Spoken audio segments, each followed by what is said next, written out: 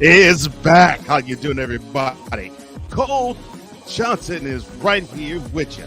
And on this episode, we're going to delve into a little bit of the national championship game, a little bit of who should be under fire just organizationally.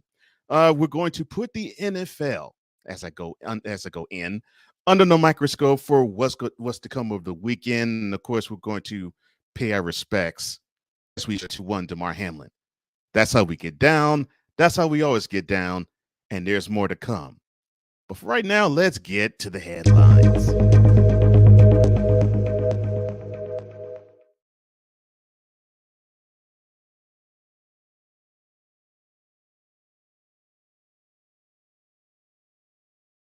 Keep it on, man. I love what you do.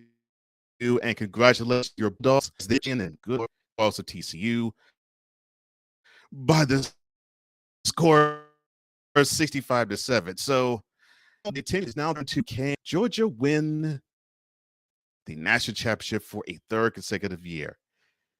And basically, I didn't think that was selling Georgia.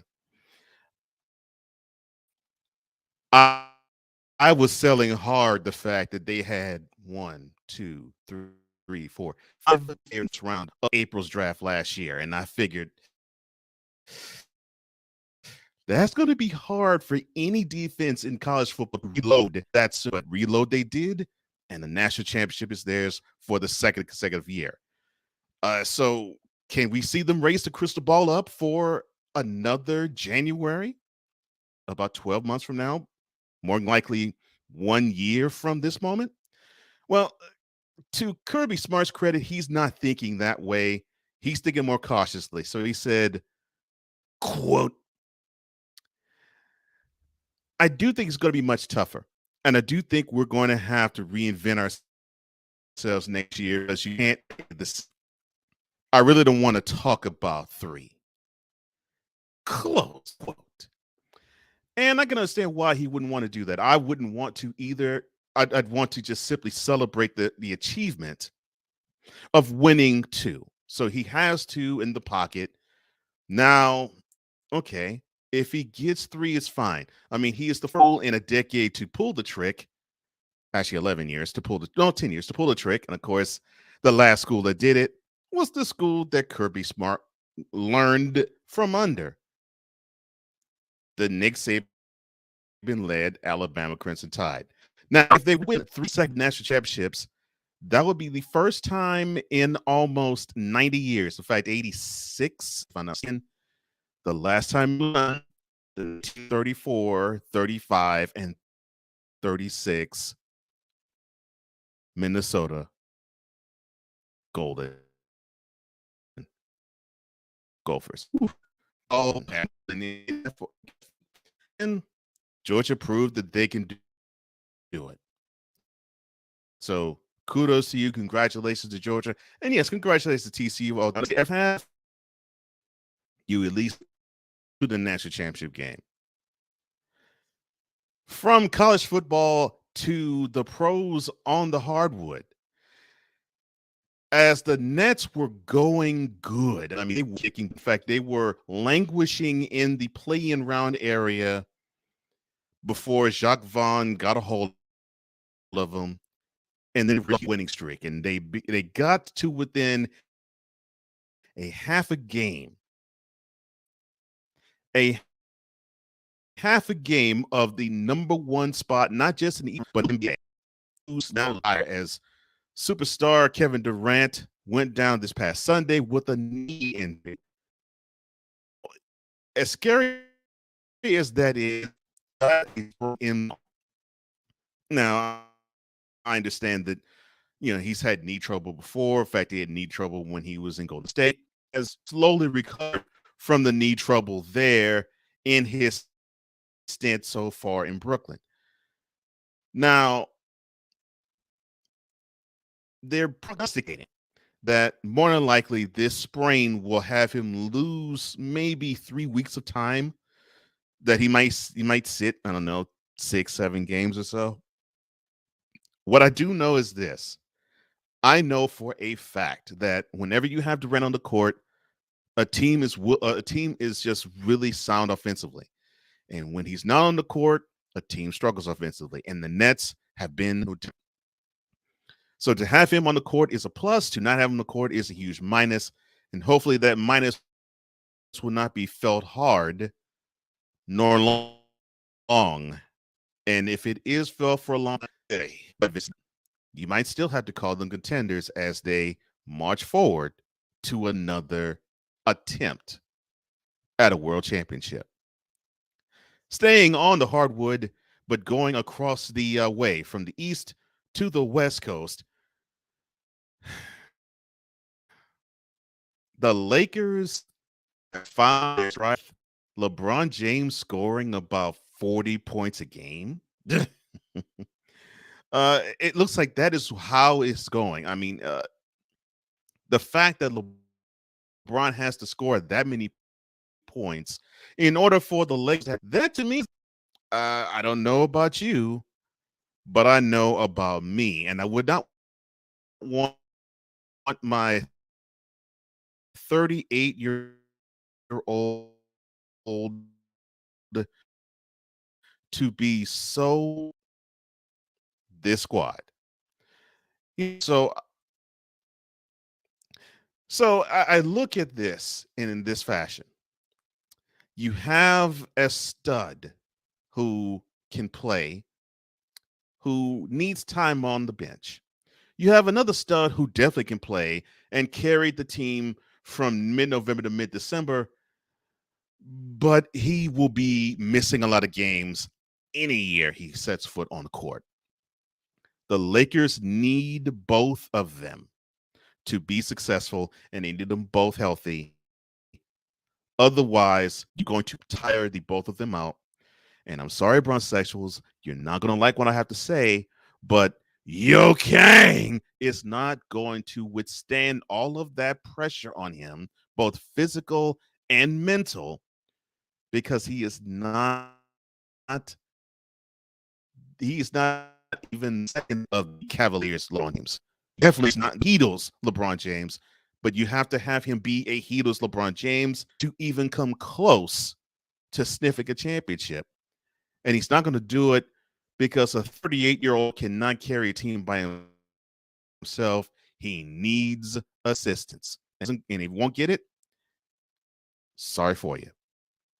Again, staying on the hardwood, but going to South Beach as the Heat, they broke an NBA record last night, 40 of 40 from the free throw line. Now, in an era, an age where free throw shooting seems to be coming at a premium, for a team to make all of their free throws and to make that many in a row is quite an accomplishment. And I got to give an applause to them for doing it. Now, they needed all 40 of them. In fact, they definitely needed a 40th one because Jimmy Butler's last free throw, which came on a three-point play with under 13 seconds left, put the cherry on top of the sundae, and they were able to defeat the Thunder 112-111. Eric Spoelstra, the coach of the team, he has this to say about the feat as well as the victory against the Thunder. Quote, "It's just a normal Tuesday night for the Heat. I think this is when we feel the most alive, when everything just happens and when all of our competitive juices get out there. That's the team we can all relate to. That's the team I like."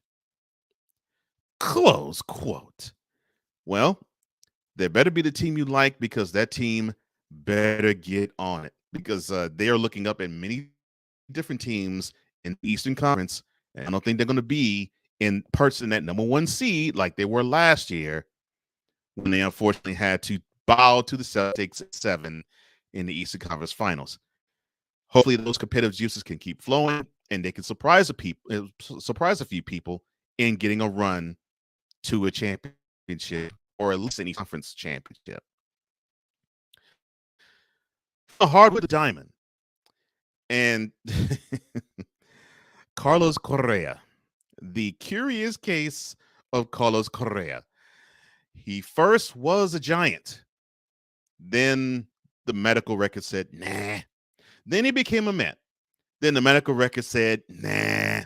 Then they tried to renegotiate with the Mets, but it all fell apart. And the 13-year, $300 million contract that he signed with the Giants and the 12-year, $350 million contract with the Mets that he signed now is a 6-year, $200 million contract with the Minnesota Twins. So, of course, it is not all finalized because the deal is still contingent on if Correa can pass a physical.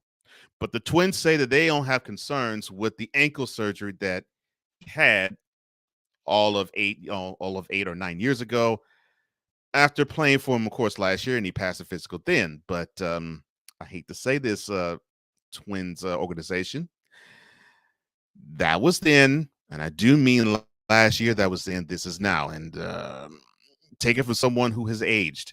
You can 1 year can make a big difference as to how you're healthy from one state to the next, both in a positive sense and in a negative one. So I wouldn't just simply write it off and say, mere bag of shells, because it might not be simply just that. And finally, we take a trip to the ice, and we send all of our prayers to Nashville Predators play-by-play announcer Pete Weber. Now, the 71-year-old broadcaster is needing brain surgery, and he's going to take some time away from the sport that he so loves. And in that, hopefully he will heal and he will come back to call another set of games. Weber had this to say about the upcoming surgery. Quote, "It's not major surgery unless it's being done to you."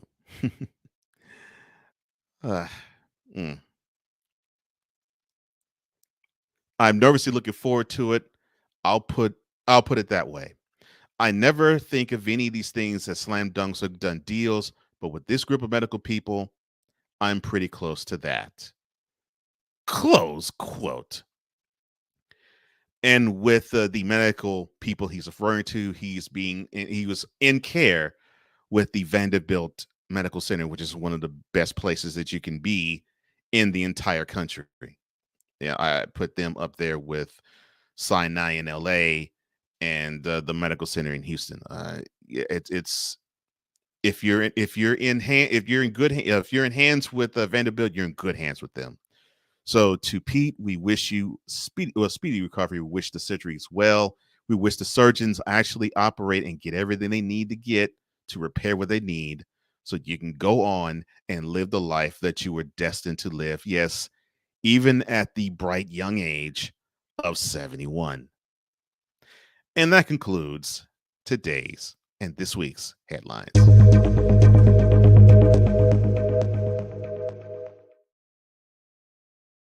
Zone we go.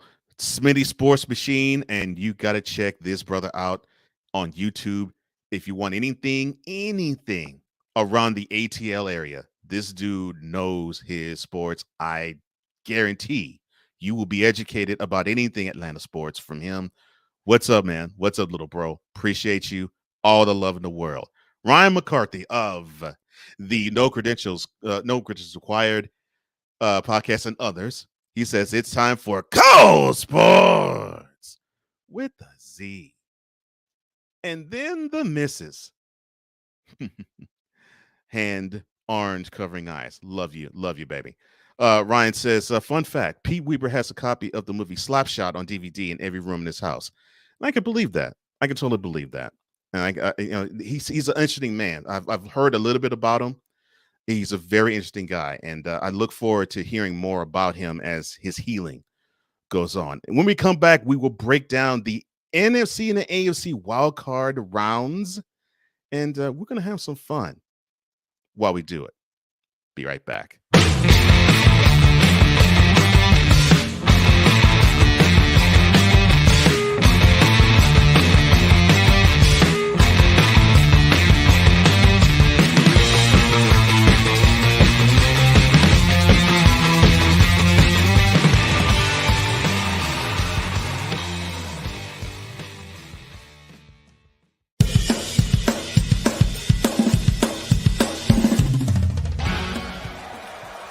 for Steph Curry. Tim Anderson, Jordan Alvarez. And it's caught!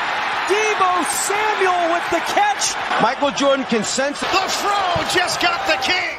BS3 Network. The hottest of hot takes. The coldest of cold, hard facts. This is Snowman in the Morning with Cole Johnson. Weekdays at 8 a.m. Eastern. Check your local listings for your viewing and listening pleasure.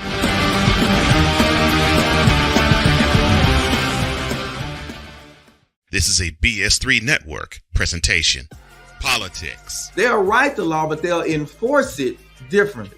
Is that going to apply both ways? Religion. God never said that we can't reason together. Matter of fact, he said, let us sit and reason together. Relationship. I believe that everybody wants and needs somebody. From a man's perspective. They say, girls, if I put some polish on that and get him to buy some different clothes, girl, he could be a winner chicken dinner. Join the thought engineer. There's nothing wrong with me developing my piece and you developing your piece, but understand the goal is to come together. And comedian John Yogi. Negro, I don't need you putting on no chapstick up there in the pulpit. You do that over there in your chair. Get ready for Let's Talk Monday. Woo! Live every Monday at 7 p.m. Central.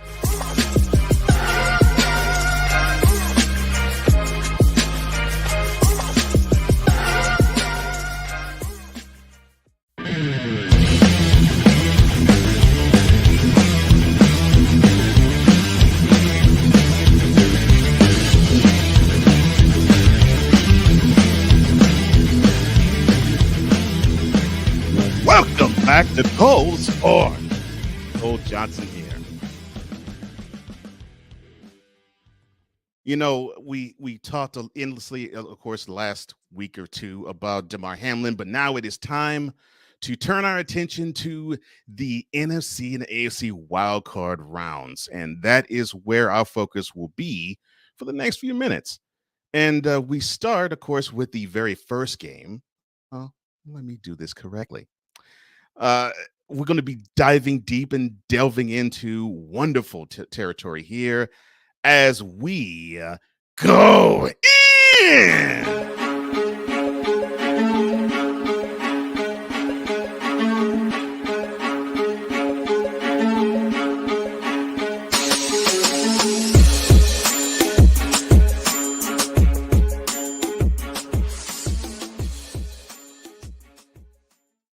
All right, so we're going to start 1:30 local time kickoff on Saturday, 4:30 p.m. on the East Coast. The first game that will start off the playoff slate will be the Seahawks traveling to Santa Clara to play the 49ers. This will be, of course, their third matchup. The two games before, the 49ers cleaned up on the Seahawks. They beat them down in Santa Clara. Actually, this was the game, if I'm not mistaken, when Trey Lance got injured for the year. And Jimmy Garoppolo stepped in and did a wonderful job and held the team steady, of course, until he went out for the year later on in the season. The Seahawks, they've been up and down. They started well and strong. They basically have ridden on the back of Geno Smith. And when he declined a bit, so did the team. And they've ridden the up and down wave. And now here they are, 9-8. With their 19-16 victory over the Rams, and their fingers crossing and toes crossing victory that they needed the Lions to get over the Packers 20-16. That now puts them into the playoffs. But being a 7 seed, oy, not such a good spot for them, and I do not envy them at all. Now, what do I see in this game? I see more of the same, and I want to not say that, but I definitely see more of the same, simply because I just do not believe that the Seahawks have anything for the 49ers. The one thing that the Seahawks cannot do well is stop the run. That is one thing the 49ers can do well. Now, the Seahawks can do better than in recent memory in protecting the quarterback. But when you're faced against the best unit in the league, which is 49ers to me, that is when you're going to have issues. So the fact that they're going to have issues stopping the run, and they're probably going to feel as though so many people are coming from the 49ers side of the line of scrimmage, although they're only rushing 4. That's going to cause them many problems. And for some reason, the Seahawks cannot execute their offense well against that defense. But that is the first game. The 49ers, I believe, are 9.5-point favorites. And I think that line is going to be a little. I think the final score is to be a little higher than the line. So I think the 49ers will advance, and they'll, of course, play their second home game in the divisional round. It depends who they face, of course, but I think the 49ers, I won't say they'll have an easy time of it, but I think they will have a good competitive game. But they will win this game, I believe. The feel-good game of the whole weekend, which would be 8:15 kickoff on Saturday night. The Jaguars hosting the Chargers. Now, the last time they faced off was earlier this year when the Jaguars went to SoFi and just laid a butt whooping on them to the tune of 38-10. The Jaguars are actually 2-point underdogs in this game. So the Chargers are favored. And I can understand why they're favored. People are liking Justin Herbert a little better, which if you were to compare him to the opposing team's quarterback in Trevor Lawrence, I could see that. And the offense, they have better pieces than the Jaguars do. Although the Jaguars do have good pieces, the Chargers simply have better, except for running back, because I think I like Etienne, the running back for the Jaguars, a little bit better than Austin Eckler for the Chargers. Defensively, to me, is a wash. And I say that because the Chargers are opportunistic, and so are the Jaguars. You can execute against them, but it depends on which team shows up. And I can say that about both defenses. So to me, it depends on which offense does not turn the ball over. I think that is where it is in that game. What do I see? I see the Chargers getting a victory in this simply because the big plus for the Jaguars to me is the big minus for the Chargers. That's head coaching. Brandon Staley loves to do the analytics. He loves to take risks and gambles when he doesn't need to. And I'm assuming that's not going to change when we get into the postseason. And Doug Peterson, he will take risks. He will gamble. He will do all those things, yet he will not put his team in a bad, disadvantageous situation. That is what I appreciate about him. And I think he will steady the ship just like he did this past Saturday with their victory over the Titans to eliminate them for the playoffs. He steadied that ship, had a steady hand, didn't gamble all that much, and he basically was the calm influence that young team needed, and they advanced. And so I get it. The Chargers are a tad bit more experienced, but in my opinion, I think the Jaguars have the momentum. And I really love where they're going. And I think they will be buoyed by the home crowd, and I think that will help them out. So, yes, even with the Jaguars being underdogs, I have them coming out with the victory. Sunday's kickoff game. The kickoff is at 1 p.m. The Dolphins are in Rich Stadium, and I like to call it Rich Stadium, but they travel to Orchard Park, New York, where they face off against the 13-3 Bills. I know it sounds crazy to have a team that only played 16 games in a 17-game slate, but you know why. Right now, the Bills are America's team. I can't really say it any plainer or better. And the Dolphins could not come into this game any worse for wear. They would have a chance if Tua Tagovailoa, the quarterback for the Dolphins, if he were to play, but he is designated to not play as of now. That might change between now and Sunday, but it doesn't look good for the Dolphins. Now for the Bills, they are riding high, and I do mean riding high off of Damar Hamlin. We'll talk about him a little later. They're riding high off of him. They really love what he is about as a young man, and that is basically just giving fuel to the rest of the team. Now, I did see some jitters this past Sunday when they were hosting the Patriots. They seemed to You know, when you want to impress somebody so much that you make mistakes and you do some, I guess you could say, you do things that were uncharacteristic of your team. We saw a little bit of that, but we also saw the inspiration that just went beyond. That was like a tidal wave. The opening kickoff going for a touchdown, and then when they were down 21-17, another kickoff for a touchdown. That seemed to lift the spirits, not just of the stadium, not just the crowd, but the Bills themselves. They are 12.5-point favorites, and with is it going to be Teddy Bridgewater? Is it going to be Thompson to basically shrug your shoulders as to who's going to start a quarterback? Iffy running game, iffy quarterback, good defensive play because that's what's going to keep them in the game. But if the person who's tossing the pill is not going to be reliable, you're going to have major issues. And that's where we see here. And the Bills will advance, I won't say easily, but I think they will have an easier time than they've had the first two matchups with them. They did split in their season series. They lost, talking about the Bills, 21-19, I'm sorry, in South Beach. They came back to have a last-second field goal to win 29-26. I think that was a Saturday night game in early December. So the Dolphins played the Bills tough, but the one thing that they did have that they probably won't was Tua started both those games. 3:30 p.m. kickoff. The Vikings hosting the Giants. Boy. U.S. Bank Stadium. So the Vikings are 3-point favorites, which to me doesn't say it's a strong vote of confidence from the betting line in Las Vegas, saying that this team is a sure lock to advance to the next round. I have often said that I just do not trust Kirk Cousins, especially when the lights are bright, and the lights will be bright here. Now, has he won playoff games? Yes. Can he win this playoff game? Yes. Do I think he will? No. And here's why. Yes, their record is 13-4, and it is impressive that any team can get 13 wins in a 17-game season.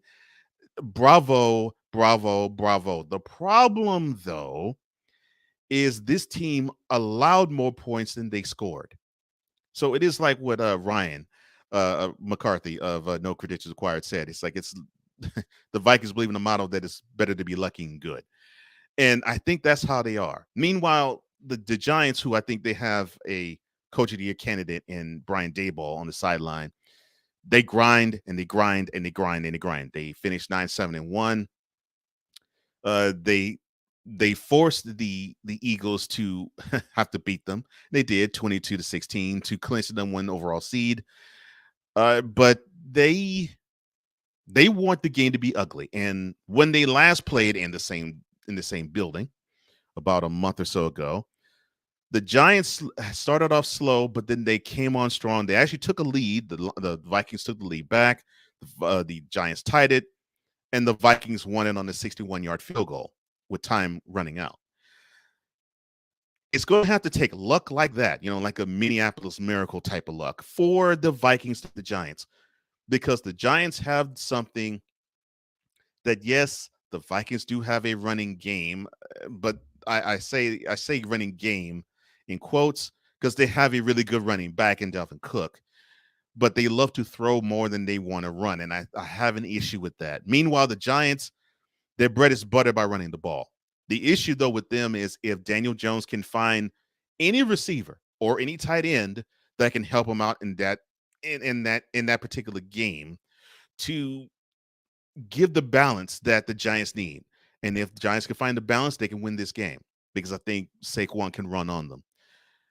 And the Giants defensively, I think, can control that running game of the Vikings that forces them to be one-trick ponies and pass. Yes, I understand Justin Jefferson is one of the stud wide receivers in the game, and Kirk Cousins has eyes for him. I get that.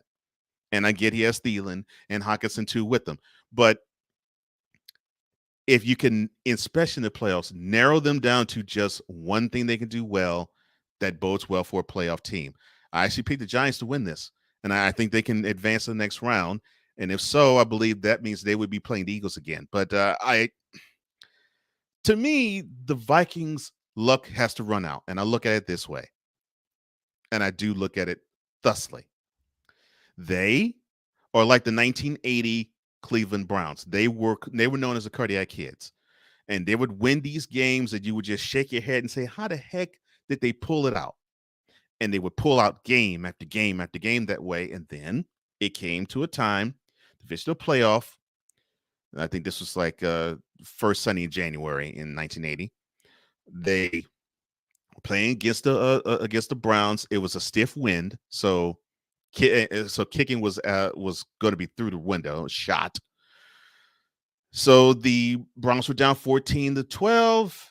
The Browns drove down the field. They got to, I think, within the radius 15, and then Brian Sight, the quarterback of the Browns, threw an interception in the end zone. Red right 88 is what they call the play.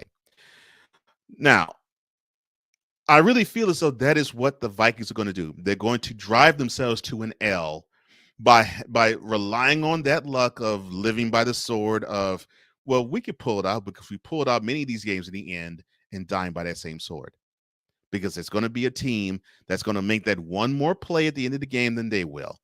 And I really believe the Giants have the ability to do that. And it might upset a friend of mine who's a Vikings fan, but I just don't have the faith in the Vikings to really impress me and give me a W.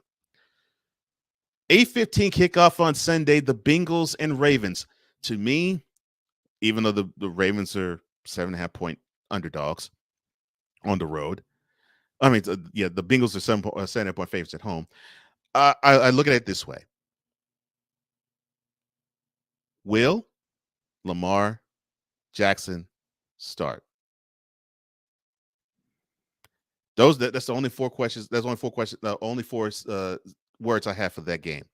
Will Lamar Jackson start? If he does, we might have a game. But if he doesn't, you saw the game that they played this past Sunday. It will be a repeat performance this Sunday. And I think it will be a repeat performance this Sunday as last. I don't see what the Ravens can do to even compete against the Bengals, because to me,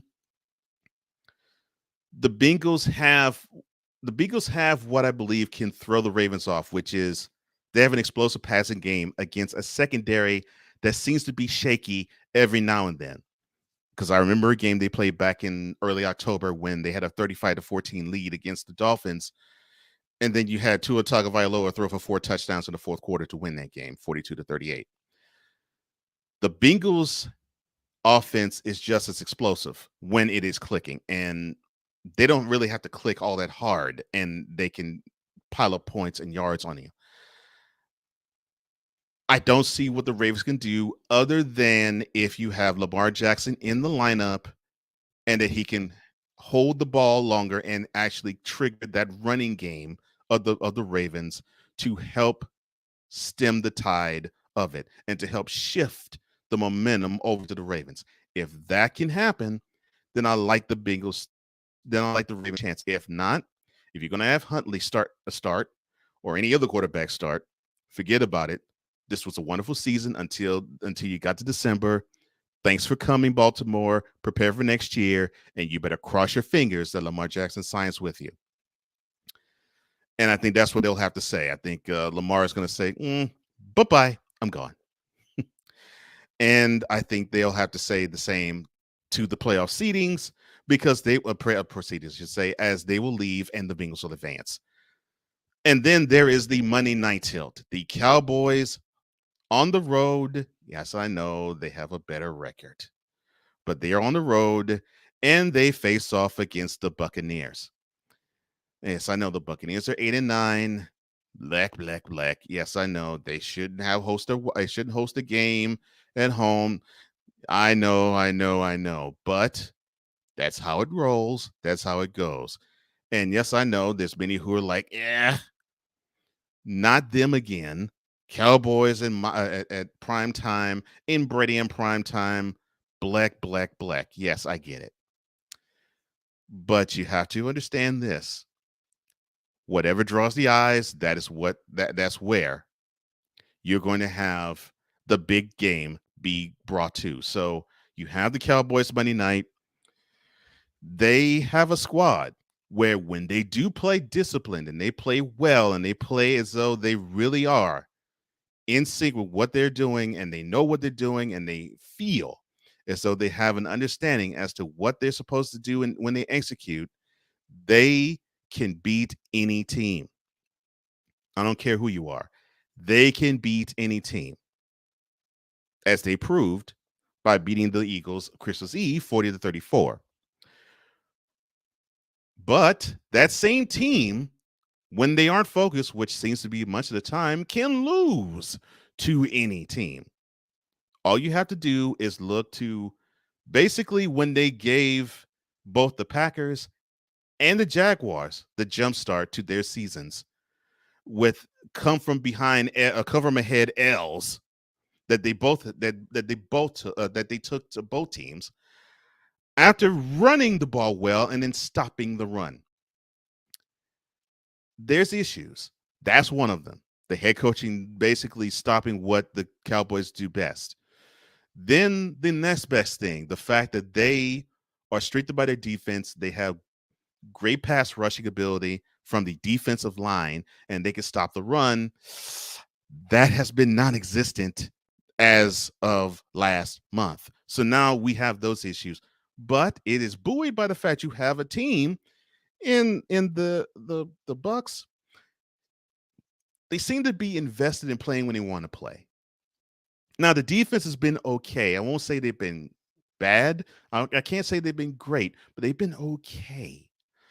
And an okay defense with a bored, out-of-sync offense, not that good. And I know people are probably saying, well, did you see how they were the fourth quarter of week 17's game when they were at home against the Panthers, where Brady threw 2 bombs and another 30-yard touchdown pass to Mike Evans? That offense is back. I can't go there. I cannot go there. I'm not going to go there. And here's why I'm not going there. The Bucks have not played a consistent game, dare say, since the last time they played the Cowboys, which was week 1, Sunday night, the first Sunday night game, where the Bucks beat the brakes off of the Cowboys and injured Dak Prescott in the process 19-3. Now, I know you're saying, well, wait a minute, 19-3, that's not a big time score. True, it's not. But what it is, though, it is the offense executed as well as they could, and the defense stopped what the Cowboys wanted to do every single step of the way. And you're talking about an offense that can average over 30 points in the game. I mean, heck, they hung 40 up on the Eagles not too long ago. So, do I believe in either team? No, because I believe both teams would like to give this game away. But the Cowboys are 2.5 point favorites on the road, which they're the only road team that is favored. I'm sorry, they're one of the 2 road teams that are favored. The Chargers are the other.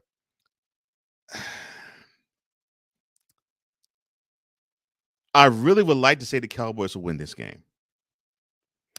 The Cowboys should win this game.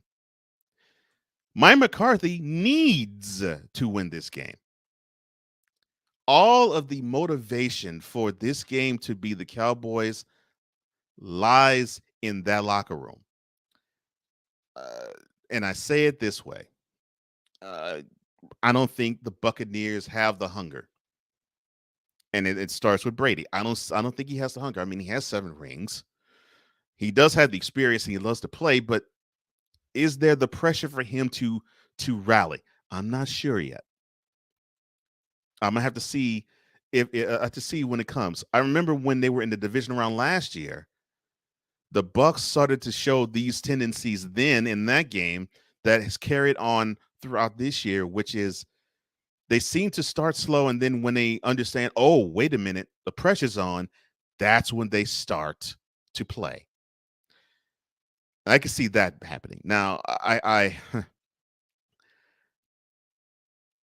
this game should be the Cowboys. This game won't be. I hate to see it. It just won't be. And this isn't a I want to stick it to the Cowboys type of thing. This isn't a I believe that the Cowboys suck and I relish in the fact that they're going to lose. No, it's I just don't trust Mike McCarthy. I do not trust Kellen Moore, and that offense will give the offense will give possessions away. And they've given far too many possessions away and gotten away with it. And with a team like the Bucks, I don't think they can give possessions away and get away with it.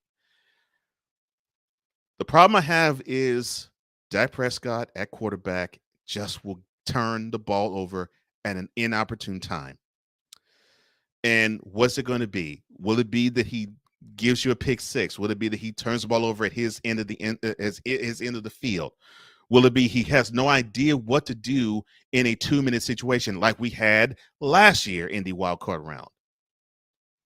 What excuse would it be for us to say, oh, we should pity the Cowboys because they got the talent, but for some reason they logistically can't get the job done?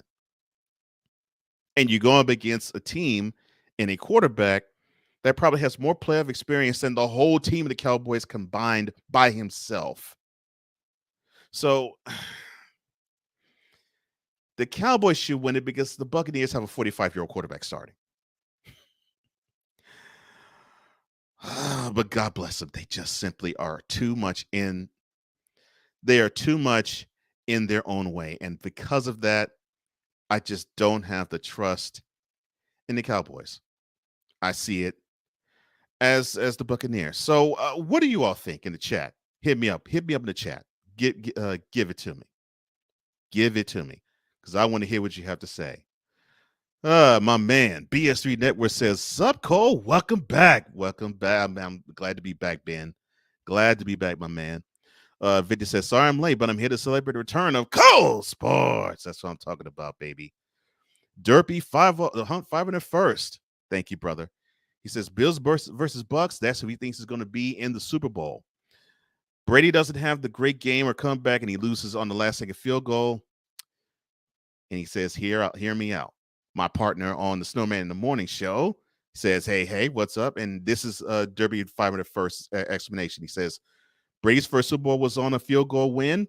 The closest the Bills winning it all was on a missed field goal. That is my case.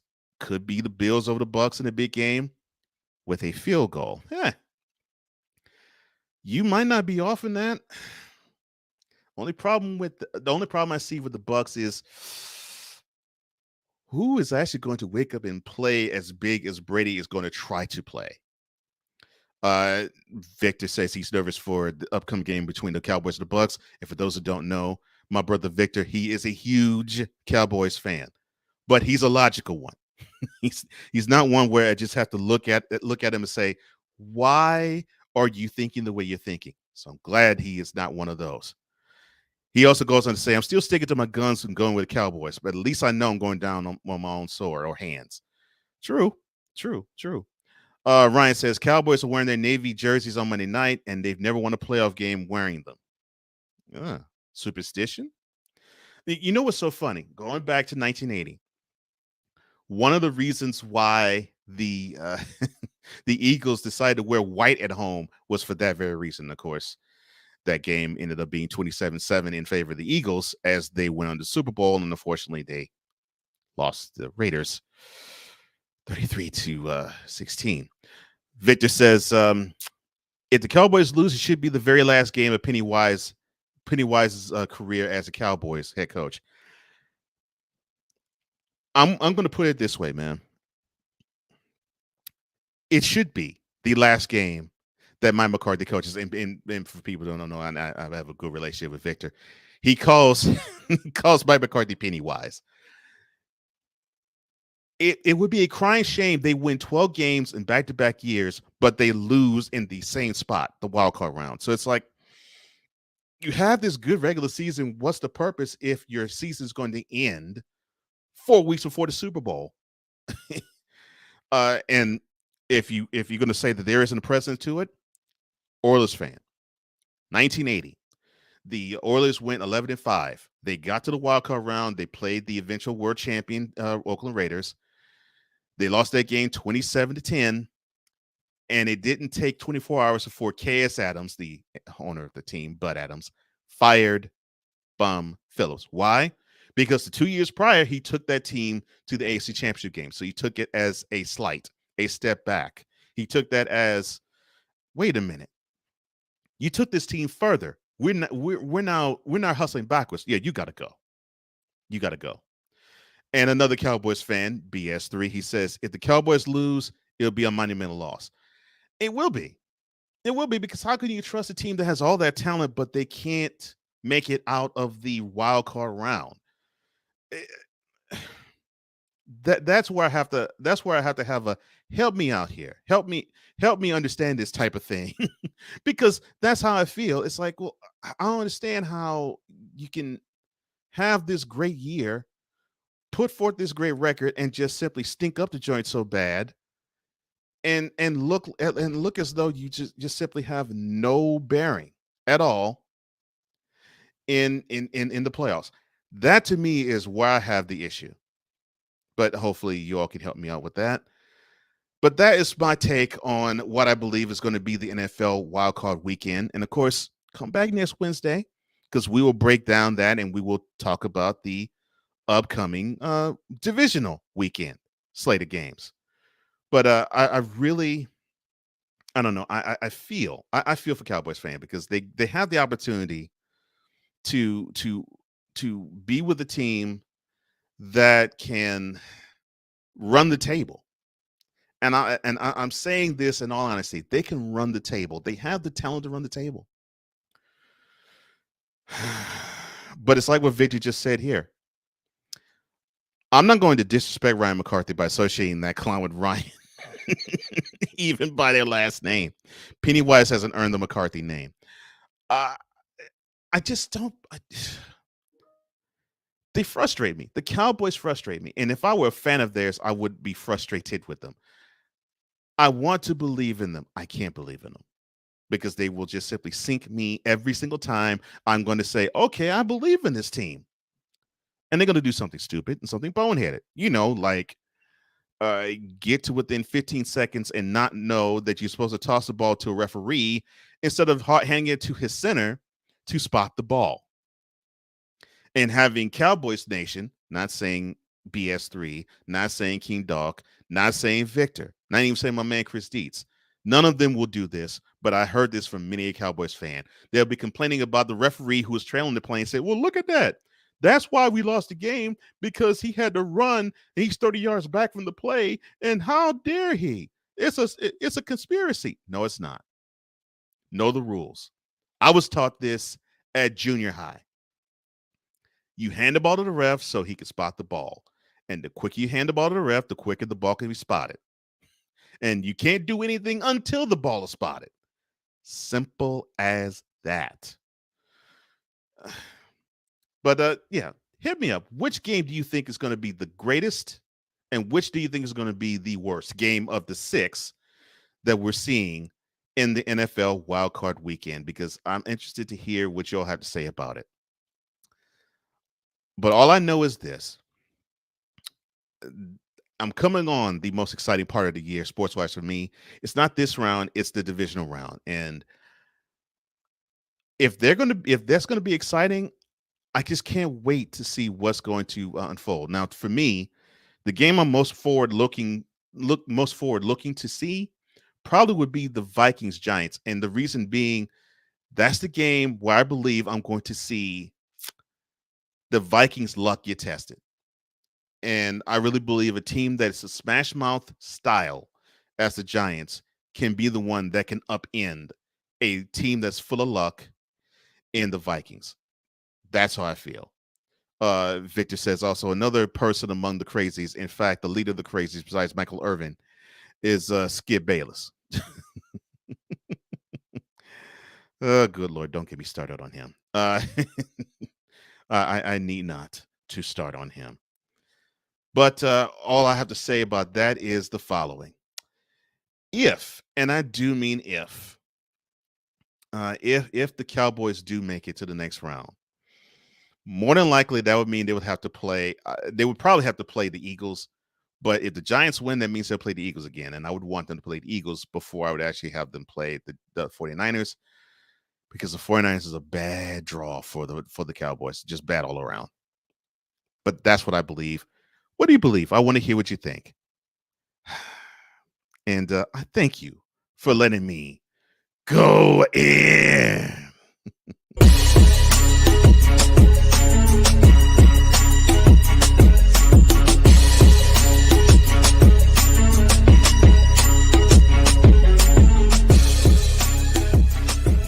Back the DOLT of the week.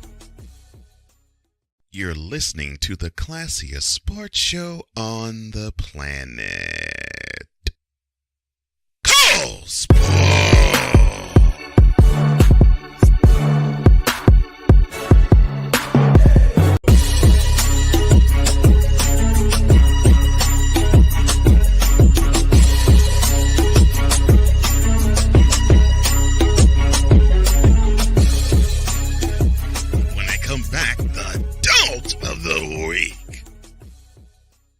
You're listening to the classiest sports show on the planet. Call Sports.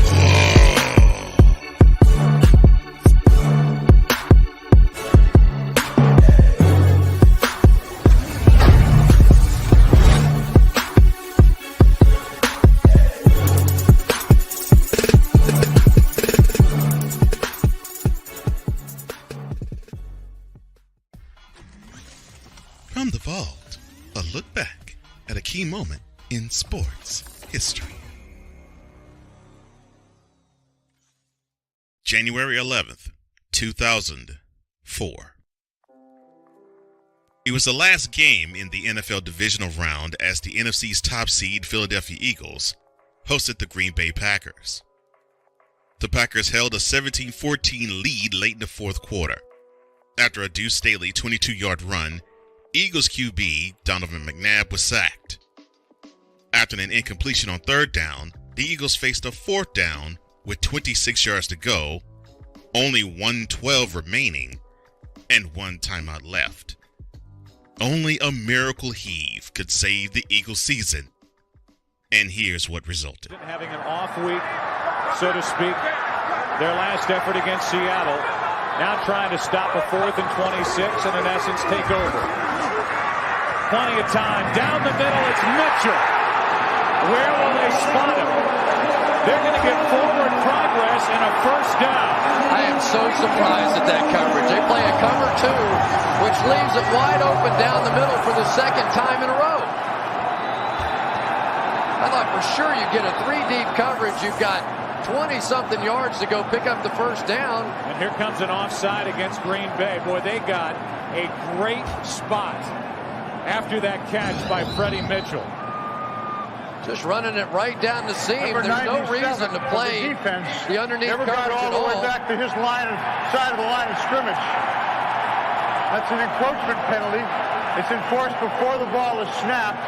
5 yards, repeat first down. You could see with our line on your screen that Mitchell was hit right on the line. May have gotten it by a yard. They gave Mitchell an extra 3. After the 28-yard pass to Freddie Mitchell for the first down, kicker David Akers tied the game with a field goal, sending it into overtime. Pro Football Hall of Fame Eagles safety Brian Dawkins intercepted fellow Hall of Famer Brett Favre and returned the pick to inside Packer territory. A 35-yard field goal from Akers sent the Eagles to the NFC Championship game and the Packers home with the final score 20-17. A McNabb to Mitchell connection helped save the Eagles season and naming a game affectionately known as 4th and 26 on this date in 2004. We'll be right back. From the vault, brought to you by Call Sports.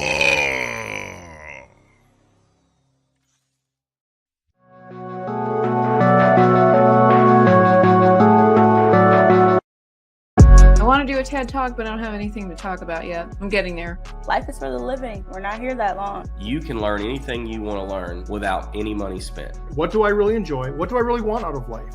I am your host, WIZE. Are you in a life holding pattern? Well, this is for you. Welcome to the Stuck in My Mind podcast.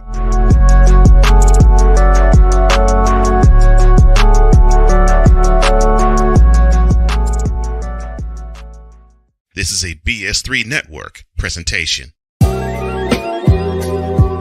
want to show that attainability. I want to show the accessibility of this kind of lifestyle. From social media to having conversations with friends and family, you always have to put on face and say face. What brings a smile to my face is the one person that totally believes in me, and that's my beautiful wife, Jody. I just had to stop because I didn't value myself. I didn't love myself. And it's like, I have to learn to love myself. Changing the world one conversation at a time. This is Revelations.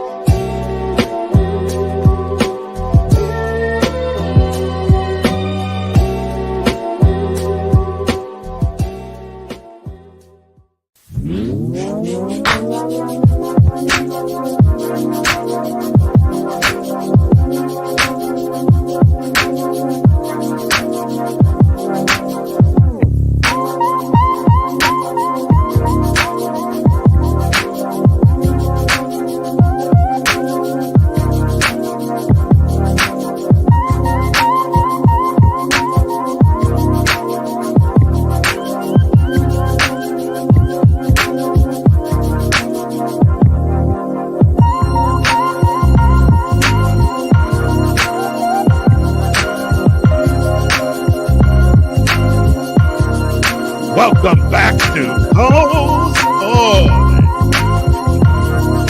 Cole Johnson's right here with you. It is great to be back. God, I love you guys.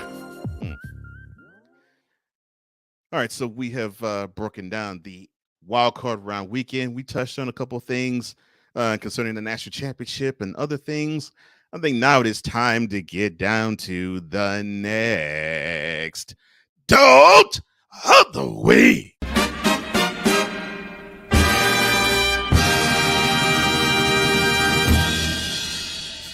DOLT of the week is sponsored by nobody. The winner of this episode's DOLT of the week is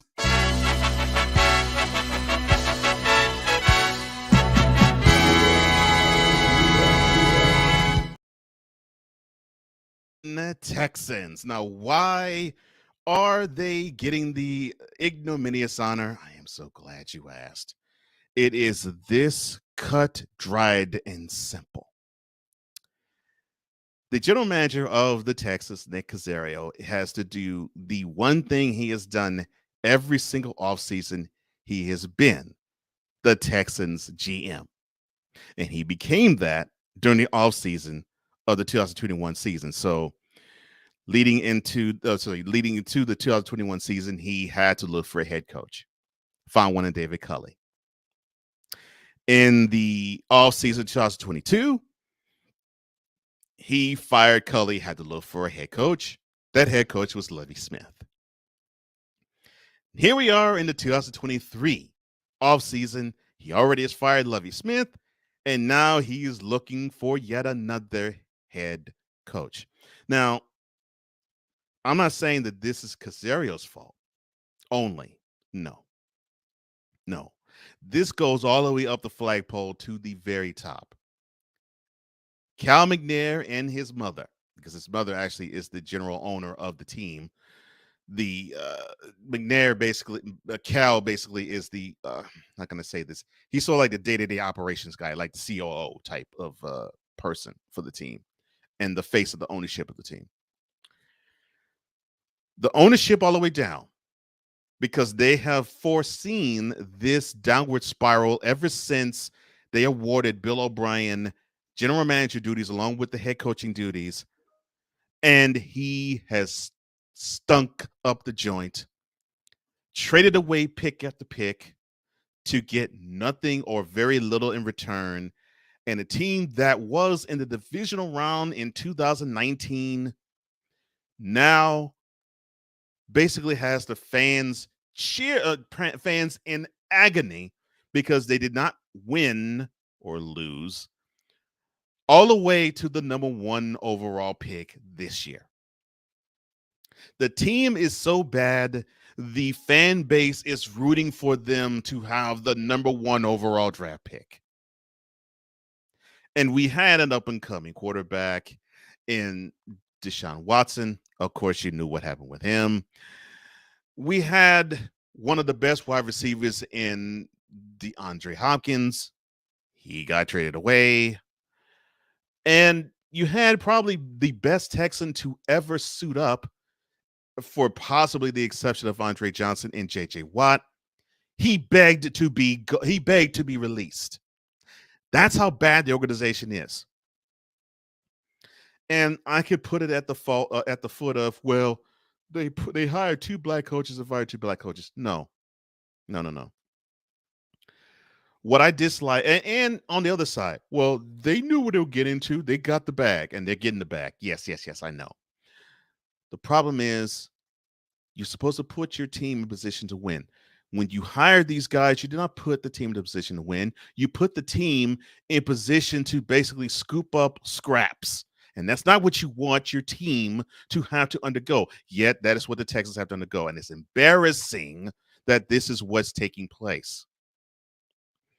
It's embarrassing that you have to look for names. It's embarrassing that you have D'Amico Ryans, who is now the defensive coordinator of the 49ers, who probably is the hottest of all commodities when it comes to the next first-time head coach on the sideline, who openly said, quote, "I do not want the Houston Texans job," close quote.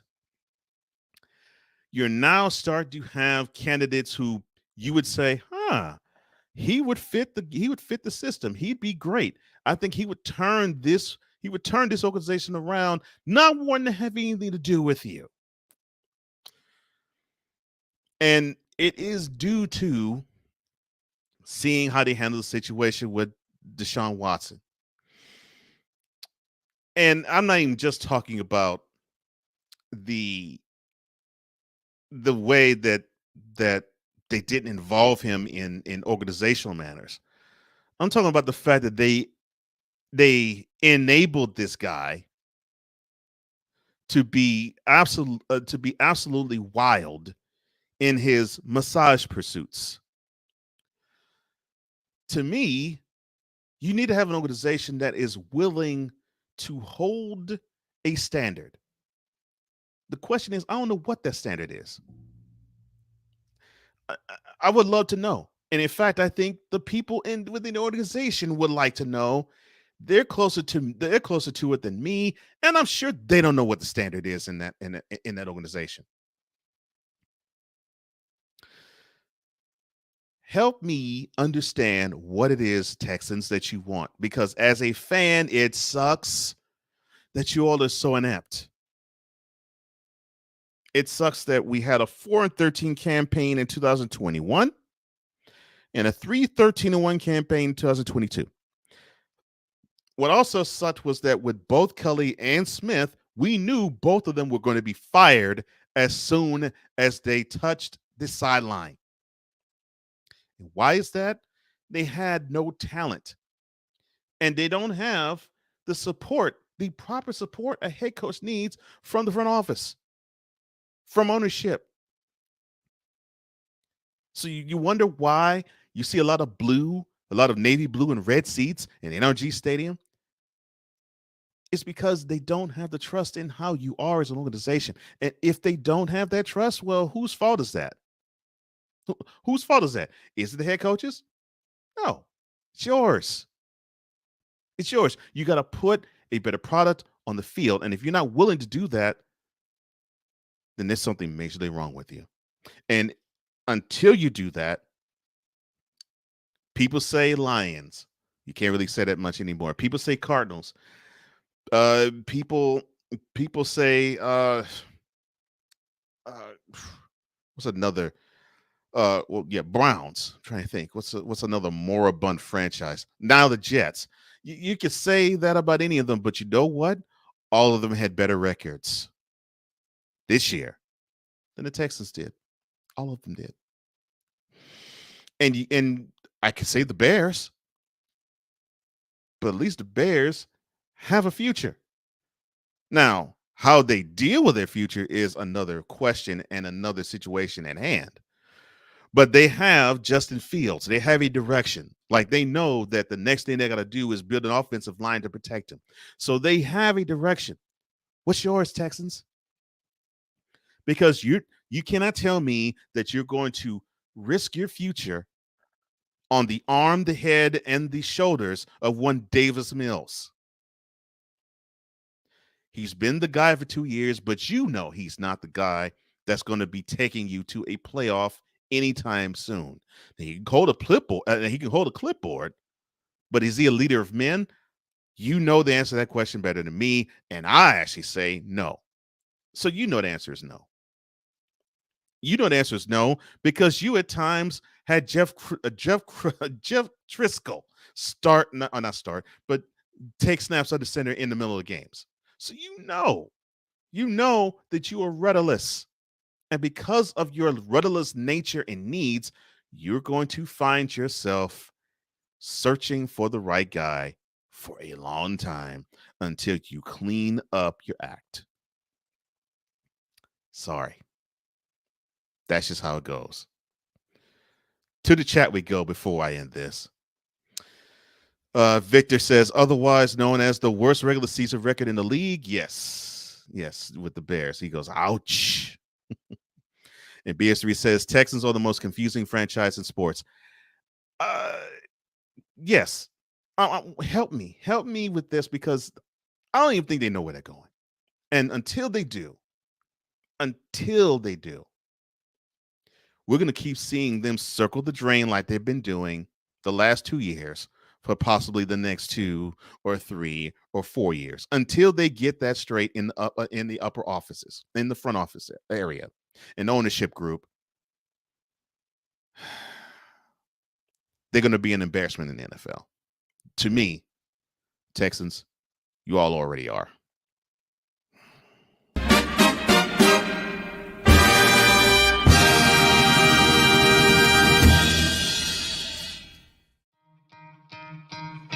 Damar Hamlin, thank you, my friend. Upon further review, it's that.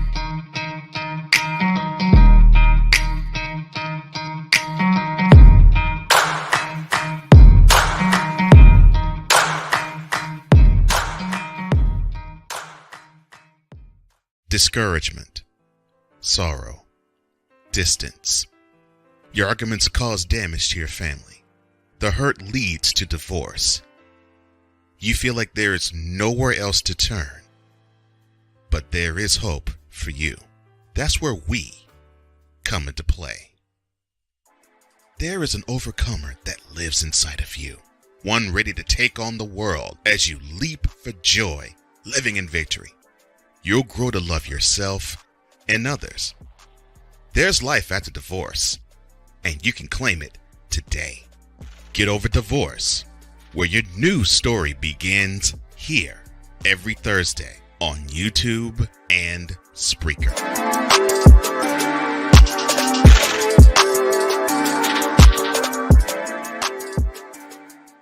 That's why we here on this platform. Marriage, a loving splendor, a daily grind.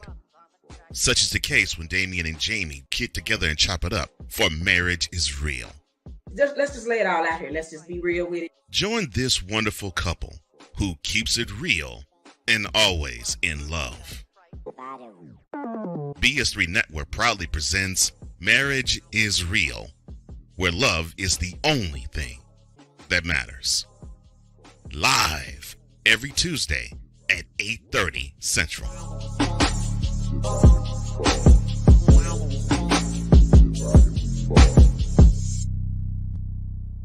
Oh, and Jamie has something to say. Deuces. and trays. Do you want to watch this episode commercial-free and uncensored, plus have exclusive access to content you won't see anywhere else? Well, now you can. Cole Sportz is now on Patreon. Become a patron today.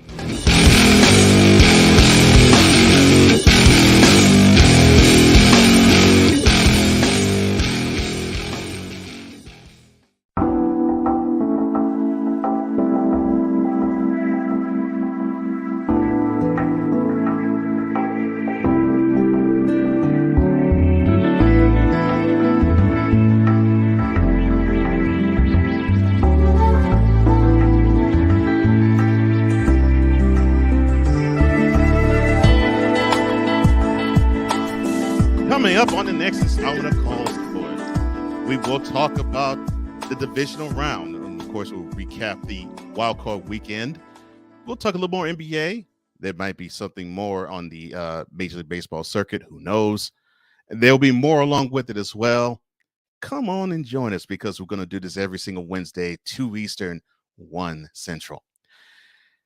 Now, we're not done yet, though, because we have to give our respects, and not in a negative way, in a positive one, because I think we were reminded of the good in sports by one man and what he has done ever since last Monday night. Just with the sheer will of living, this man has made sports what it's supposed to be, a celebration of the best in humanity. So we will put Damar Hamlin and the everyday sports fan, how it has been since last Tuesday to today, upon further review.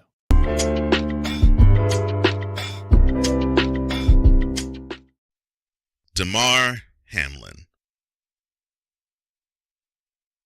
Before last Monday night when the Bills traveled to Cincinnati to play the Bengals, the average and even hardcore NFL fan did not know of him.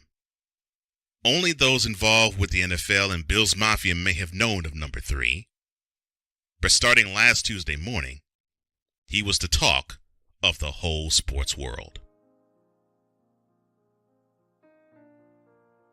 To reset the picture, it was a pass over the middle thrown from the Bengals QB Joe Burrow to wide receiver T. Higgins. Hamlin, a safety replacing All-Pro Micah Hyde, who's out for the year with a neck injury, made the tackle after Higgins laid into him. Hamlin rose to his feet, and then his body went limp. As he laid unconscious on the field, he went into cardiac arrest, thanks to the outstanding work of one Denny Kellington. The assistant athletic director administered CPR to Hamlin and got a pulse from him. Once Hamlin was rolled into the ambulance and driven out of Paycor Field, the sports world was literally on pins and needles. For a couple of days, the sports world didn't know what to make of or do with themselves. Seeing as though we were barely into the new year, it normally is about the college football bowl season, the end of the NFL regular season, and the time when the NHL and NBA gathers up steam and momentum as the attention shifts a little bit more in their direction because their regular seasons are in full swing.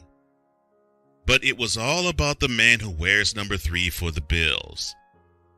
He had the focus of many in Buffalo, Cincinnati, and throughout the entire world.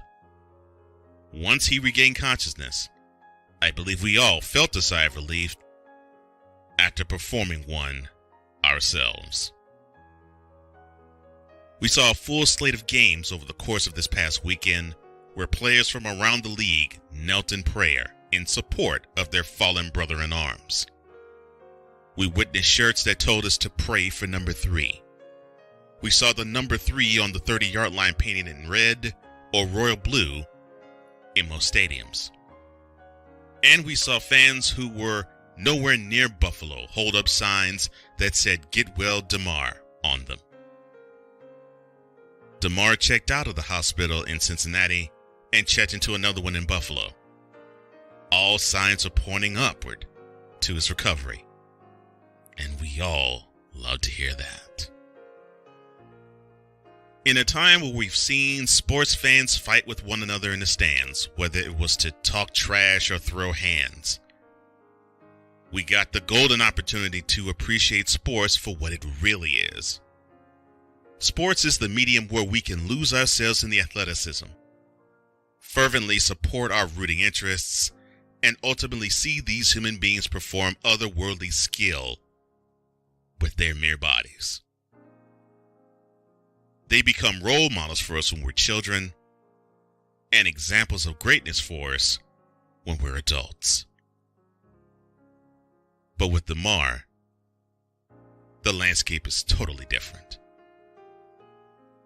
Born and reared in McKees Rocks, Pennsylvania, Hamlin had football in his blood. After all, he came from a football-rich area. That area, roughly 15 miles northwest of Pittsburgh, loves football. They also love the Steelers. And Steelers fans seem to have this intense love affair with defense. Well, that seeped into Hamlin's pores as well, since he plays defense.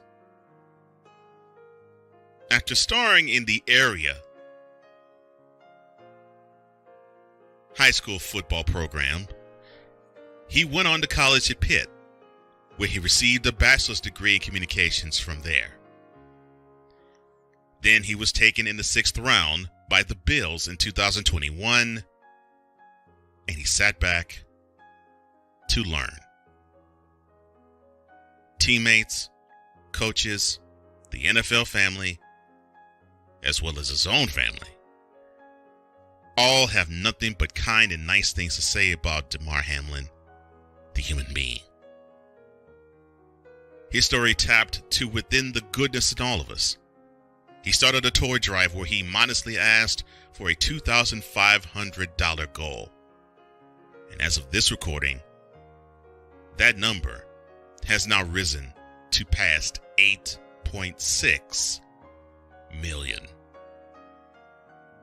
Oh. And as for when Hamlin regained consciousness, he asked the medical staff on hand if they won. He obviously couldn't speak because the tube was in his throat, so he was able to write what he was thinking. The response is exactly what I feel regarding the sports world. Yes, Damar, you won in the game of life. Having the best of us shine in a treacherous moment like last Monday lets us all further know that we are winning in the game of life too.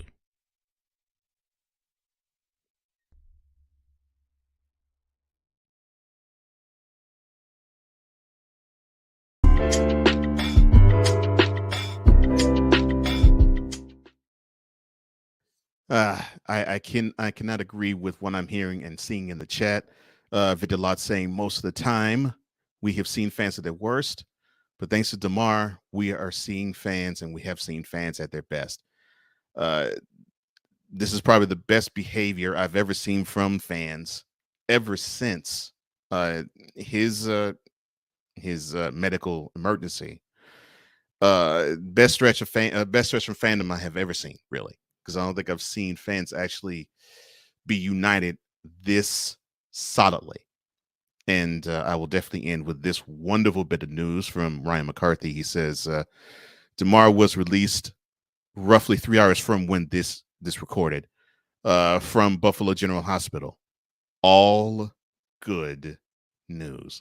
I cannot agree with you more. And I'm so glad that there is someone like Damar who has actually let us know that there's more to life than just rooting for football. A whole lot more. A whole lot more. If you feel led to donate to this program, all you have to do is go to cash.app/$host Cole Johnson. That's cash.app/$host Cole Johnson. And with that, That is all the time I have. Thank you so much, and I hope you come back again next Wednesday, 2 p.m. Eastern, 1 p.m. Central, as we take our trip the way we do it here.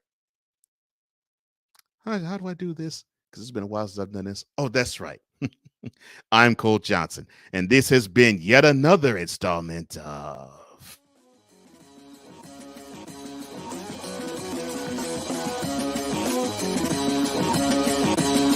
Cole Sportz! Thank you for tuning in to Cole Sportz. To download this episode, go to Spreaker and type Cole Sportz with a Z.